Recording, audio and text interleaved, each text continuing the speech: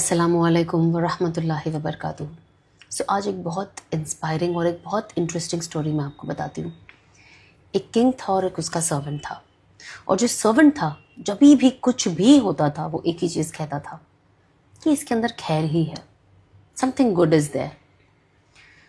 अब एक दिन ये दोनों शिकार पे गए, और जब ये शिकार पे गए तो जो किंग था वो ज़ख्मी हो गए, तो एक उनकी उंगली कट गई।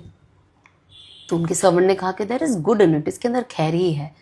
तो जो राजा थे, जो किंग थे, वो गुस्सा हो गए और उन्होंने जेल में डाल दिया। अब जब वो उसके बाद वो वापस शिकार करने गए तो वहां पे जो कैनिबल्स थे उन्होंने उनको उठा लिया बलि चढ़ाने के लिए। अब सारी चीजें तैयार हो गई, और जैसे वो किंग को वहां रखा देखा तो उन्होंने देखा कि इनकी तो एक उंगली नहीं है, मतलब ये तो डिफेक्टेड पीस है, और डिफेक्टेड पीस की बलि नहीं चढ़ा सकते। तो उन्होंने कहा कि अरे ये तो हमारे कोई काम के नहीं, उन्होंने छोड़ दिया, वो बच गए। जब वो वापस आए तो उन्होंने उस सर्वेंट को वापस बुलाया। उन्होंने कहा कि जब उन्होंने ये बात बताई, कहा कि मुझे तो समझ में आ गया कि मेरे लिए इसके अंदर खैर थी, लेकिन तुम्हारा जेल में जाना तुम्हारे लिए खैर कैसे हुआ? तो उनके सर्वेंट ने कहा कि अगर मैं जेल में नहीं होता तो मैं आपके साथ शिकार पे होता, और अगर मैं आपके साथ होता तो मेरी बलि चढ़ा दी जाती, क्योंकि आपकी तो एक उंगली नहीं है, मैं तो पूरा सही सलामत हूं।